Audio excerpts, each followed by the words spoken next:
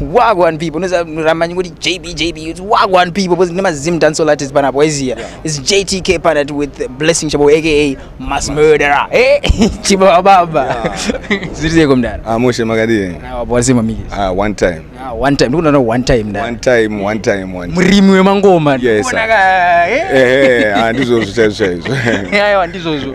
Otherwise mngoma wangu kulize mkati muno muzukufamba sei. Mukati zviripo. Takangona kuti waste time tingori muno muchigarira mahara tofana kutsvaga something chekuita.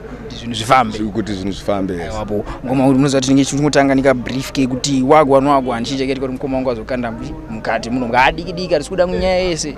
Just a brief for the people. Yeah. Uyo munhu akangonditira mezo zvokuti aitera mukadzi wangu bva ngoyopamba mukadzi bva ndimutsa kuti pane munhu ari kundinetsa ari padho.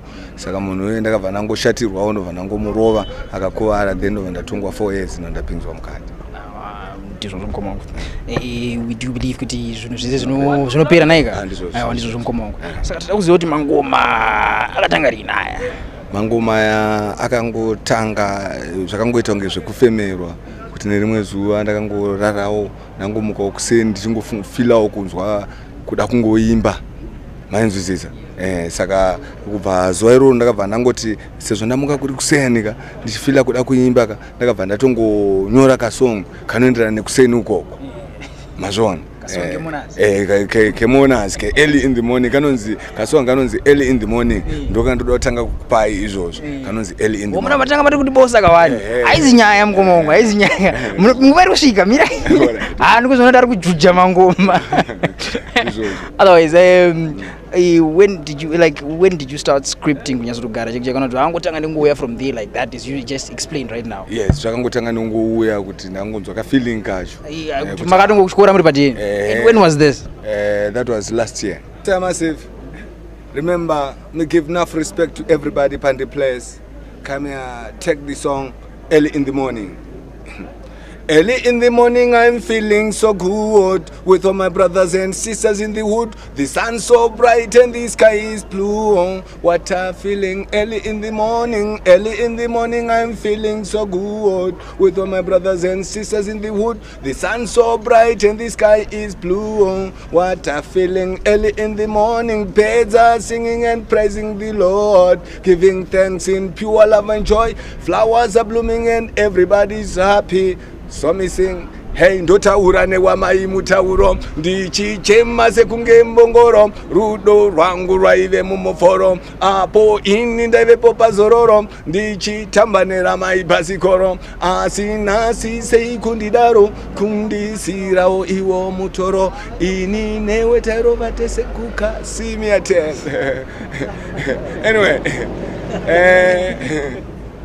darkness and light will never ever meet. Darkness and light will never ever meet.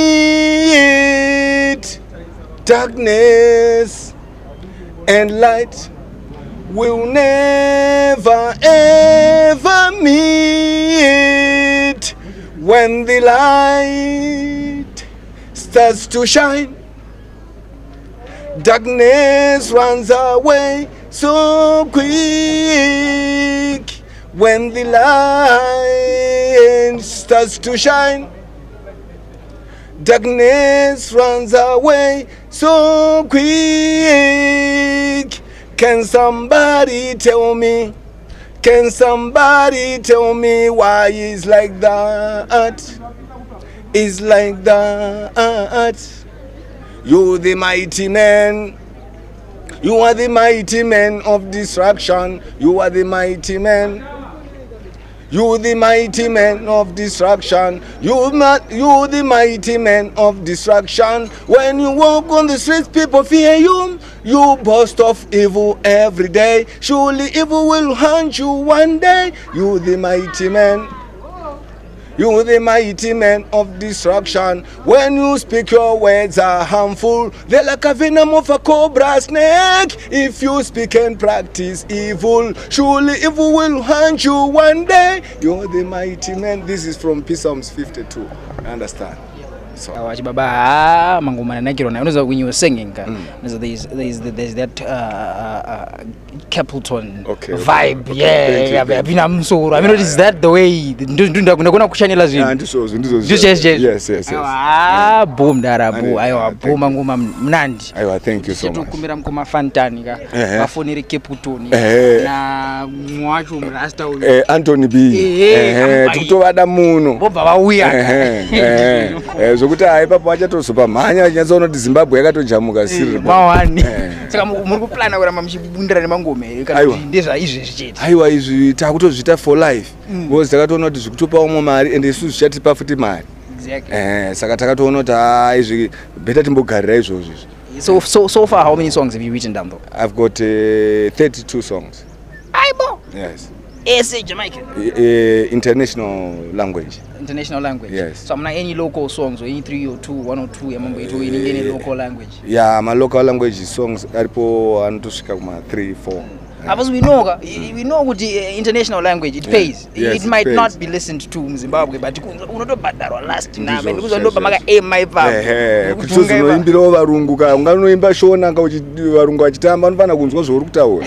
Yeah, ndizvozvo. So what's your plan though after this? Kuti ndichazodai zvinofamba sei? What's your plan? Yeah, plan yangu iri pakuti ndikazowanawo vanodibatsirawo ne like magita because ndida kuita iri live band.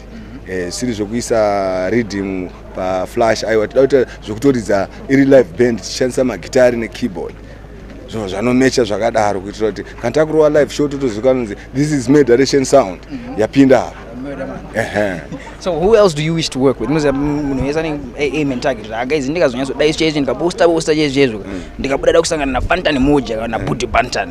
Which one of the people you want to? I wish to meet Gagan panze. Ava vari panze andina basa nawo ndida Gagan wangu wanaye munomu tibude tese panze tonotorera vanhu mari vari panze. Munosangana panze. Aiwa ndizvo. And also who else do you wish to work with? There's some of the artists in the industry local. Windy President. Yes. But Windy vanozorwa jameri yamnoroi. Tunovapinza mchana. My boss of the road. Thank you very much. And last words you want to say, parting words to your fans and everybody who's listening. Yeah, I give respect to everybody, every ghetto youth and every good sisters and every all gospel workers. I give them enough respect. Enough respect. Yes. Saka patuka mnorowa here. Yes. Chimbotorere simple. 1 2 1 2. Chazokurera mangwana because vingatozoti tadza kutora mari. Before we go, I almost forgot. We want to know kuti mukoma wedu murderer vanobva kupi? Murder vanobva mubhindura muchipadzo. Muchipadzo. But is it number 1? Anditi. Muguraya mangoma zvichokwadi. Thank you so much. Thank you very much.